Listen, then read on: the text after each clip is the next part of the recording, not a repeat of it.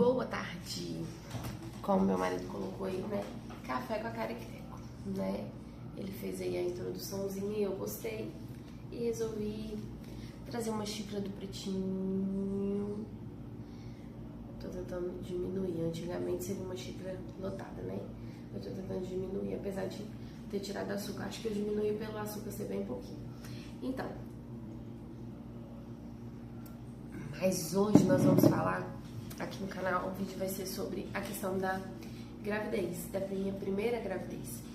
Como engravidei, quanto tempo fiquei tentando engravidar, né? E eu queria falar um pouquinho sobre isso, né? Eu e o Thiago, a gente já tinha 5 anos e meio, né, de casados. Nós casamos em 2007, 19 de dezembro de 2007. Nós vamos fazer 17 anos de casado esse ano, né? Logo já tá aí às portas, né? Nós já estamos no meio do ano. Então, nós temos 16 anos e meio de casado.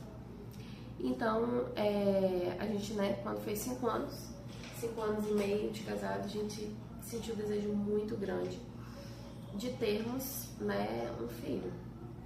E aí eu comecei a tentar engravidar, e nada de acontecer, e aí procurava médicos, a pressão é muito grande, né? Quando a gente casa, as pessoas, elas sempre vão te perguntar, quando você namorou, tá namorando, quando é que vai noivar? Quando você tá noivo, quando é que você vai casar, né? São as perguntas. Quando você casa, quando que vem o primeiro filho? Mas o desejo surgiu no meu coração. Só que assim, antes disso, eu sempre falava, não quero ter filhos, né? Era algo que realmente eu tinha medo, né? Algo assim, e eu acredito também que as palavras têm poder. E eu falava, não quero filhos. E eu não sei se isso realmente foi um tratar de Deus na minha vida, mas eu acredito que nada que a gente passa é à toa, nada é por um acaso. Eu não estou aqui nesse canal hoje por um acaso. Eu acredito que se Deus colocou no meu coração esse desejo é porque algum propósito tem nisso. Mas o que eu queria dizer é o seguinte, você que está tentando engravidar, você que de repente viu aí esse vídeo Como Engravidei, né, que eu vou colocar aí na legenda, e está me ouvindo, está me acompanhando, quero te dizer que não existe nada impossível para o nosso Deus, mas existe também tempo para todas as coisas, e é sobre isso que eu vou falar nessa tarde, né? Em Eclesiastes capítulo 3, do 1 ao 8, diz assim: tudo neste mundo tem o seu tempo, cada coisa tem a sua ocasião. Há tempo de nascer, tempo de morrer, tempo de plantar e tempo de arrancar, tempo de matar e tempo de curar, tempo de derrubar e tempo de construir. Há tempo de ficar triste, há tempo de se alegrar, tempo de chorar, tempo de dançar, tempo de espalhar pedras e tempo de ajuntá-las, tempo de abraçar e tempo de afastar. Há tempo de procurar e tempo de perder, tempo de economizar e tempo de desperdiçar. Tem tempo até para desperdiçar, você viu aí, né, galera?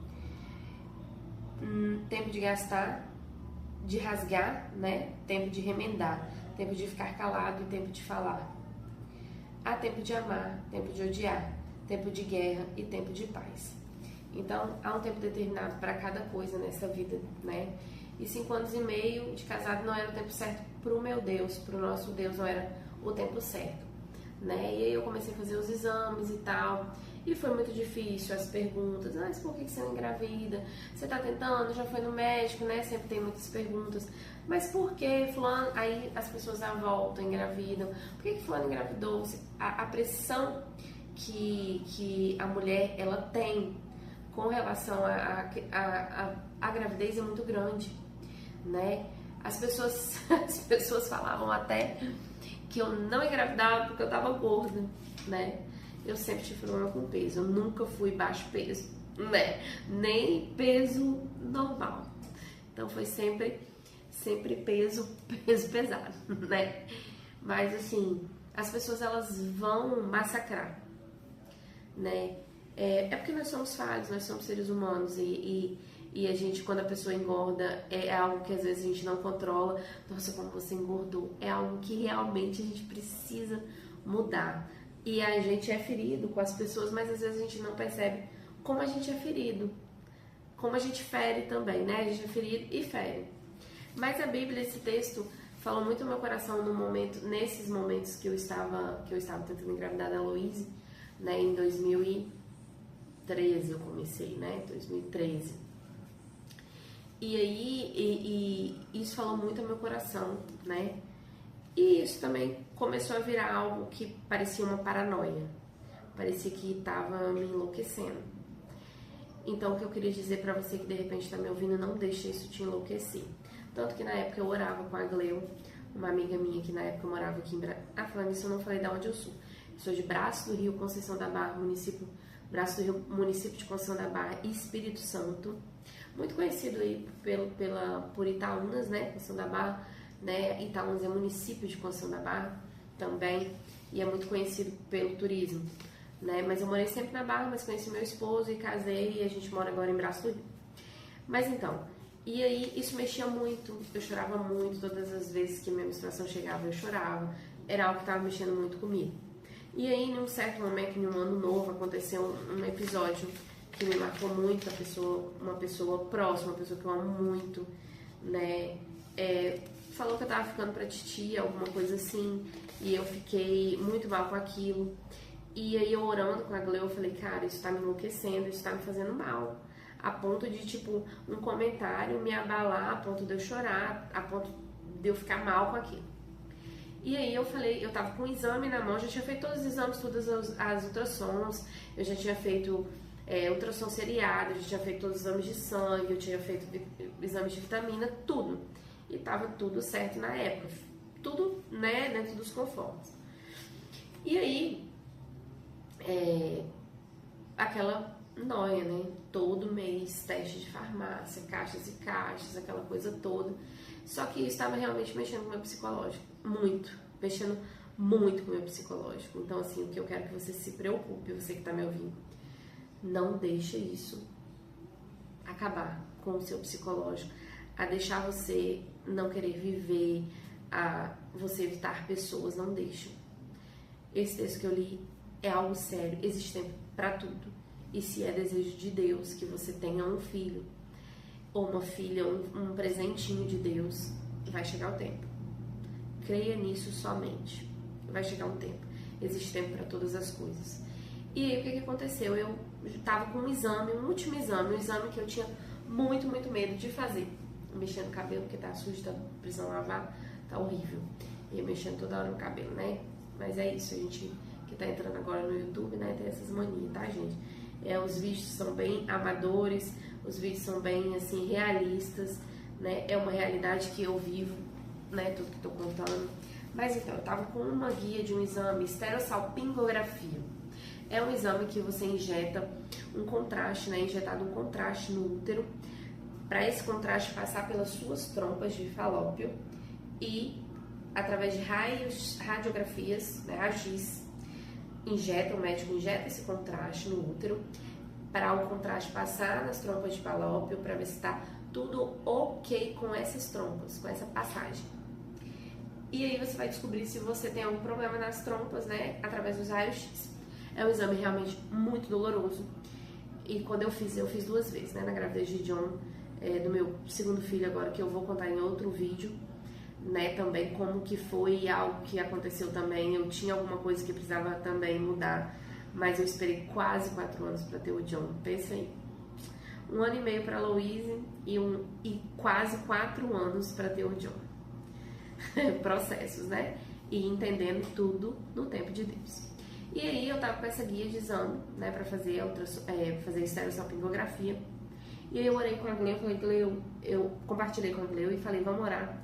Por isso eu só vou fazer esse exame se eu sentir a paz no meu coração de fazer esse exame, se for algo realmente que o Senhor tem para que eu faça. Deus vai me mostrar, Deus vai falar comigo, é a hora de fazer esse exame. E aí, na época eu tava indo no Dr. César Patês, e aí já tinha ido vários médicos, né? Médicos falavam que eu não engravidava porque da ansiedade, porque de um monte de coisa, e aquele estardalhaço todo, e a gente fica ansiosa mesmo. E uma pessoa falar que você não engravida pela ansiedade, eu, Karina, não aceito. Por quê? Porque em nenhum momento de nenhuma das 2 gravidezes que eu tive, eu estava pouco ansiosa. Em nenhum momento eu relaxei, em nenhum momento eu fiquei calma, em nenhum momento. Não teve um mês que eu estivesse tranquila. Acho que o John acordou. Pois é, mas aí o que acontece?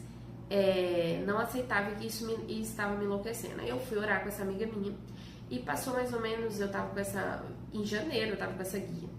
Eu fui fazer esse exame em junho. Quando foi em maio, meu marido chegou pra mim e falou assim: Paixão, que a gente se chama de Paixão, né? Paixão, faz esse exame, vamos fazer esse exame? Faz esse exame, porque se você tiver qualquer problema, a gente precisa fazer um tratamento, a gente precisa acompanhar e pode ser que demore muito tempo, né, pra gente conseguir. Então faz esse exame, então em maio, porque assim, nesse período tentando, de um ano, né, na época eu tinha já, ele nunca tinha me pedido pra fazer algo. E aí eu falei com ele que eu ia esperar o tempo de Deus e tal, e nem assim ele falou nada.